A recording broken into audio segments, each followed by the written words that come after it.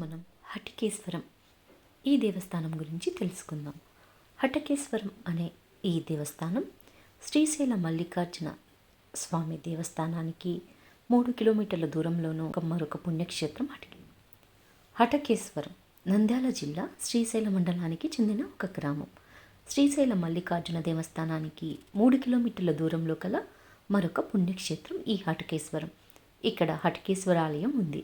ఈ పరిసరాల్లోనే శ్రీ ఆదిశంకరాచార్యులు నివసిస్తున్నట్లు కథనాలు కూడా ఉన్నాయి. ఇది మండలమైన శ్రీశైల నుండి 5 కిలోమీటర్ల దూరంలోనూ సమీప పట్టణమైన కర్నూలు నుంచి 62 కిలోమీటర్ల దూరంలో ఉంది. ఈ ఆలయం గురించి ఒక కథ ప్రాచుర్యంలో ఉంది.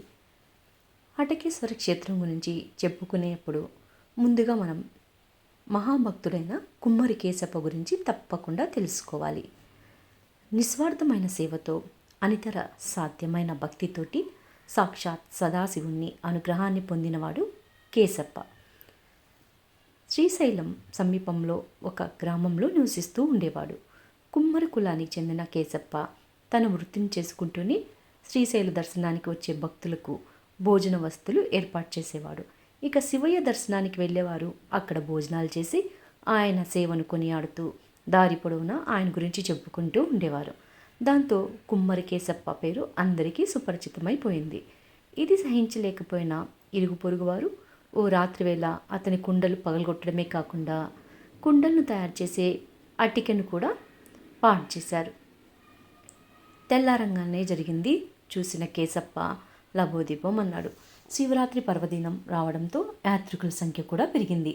అటికే పాడిపోయిన తర్వాత ఏం చేయాలో అర్థం కాక కేశప్ప దిగాలుగా కూర్చున్నాడు. ఎలాగైనా అటికను బాగా చేయాలని ఉద్దేశంతో నానా తంటాలు పడసాగాడు. అదే అదునుగా భావించిన ఇరుగు పొరుగు వారు కావాలని చెప్పేసి భోజనం కోసం అతని ఇంటికి యాత్రికులను పంపించారు. అమ్మడానికి కుండలేవు, ఇక తయారు చేయడానికి అటికే లేదు. యాత్రికులను సాదరంగా ఆహ్వానించిన కేశప్ప ఎలా భోజనాలు ఏర్పాటు చేయాలో తెలియక పెరట్లో కూర్చొని కన్నీళ్లు పెట్టుకుంటూ ఉంటాడు. అప్పుడు అటికపై శివుడు ప్రత్యక్షమై లోపలికి వెళ్ళి యాత్రికులకు భోజనాలు వడ్డించమని చెప్తాడు. శివునికి నమస్కారం చేసుకొని లోపలికి వెళ్ళిన కేశప్పకి అక్కడ కుండల నిండా వివిధ రకాల పదార్థాలతో కూడిన భోజనం కనిపిస్తుంది. దానిని యాత్రికులకు కడుపు నిండుగా సంతృప్తిగా వడ్డిస్తాడు. ఇక శివుడు అటికలో ప్రత్యక్షమైన ఈ ప్రదేశమే అటికేశ్వరంగా పిలువబడి కాలక్రమంలో హటకేశ్వరంగా ప్రసిద్ధి పొందింది. సాక్షాత్ సదాశివుడినే ఆవిర్భవించేలాగా చేయగలిగిన ఆ మహాభక్తుడిగా కేశప్ప చరిత్రలో నిలిచిపోయాడు. ఈ హటకేశ్వరానికి దగ్గరలో 2 కిలోమీటర్ల దూరంలో శిఖరేశ్వరం అనే గ్రామం కూడా ఉంది.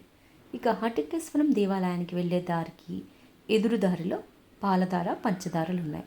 ఇక్కడే ఆది శంకరాచార్యులు చాలా కాలం తపస్సు చేశారు. ఇక ఒక బండపై కాలి ముద్రలు కూడా ఉన్నాయి.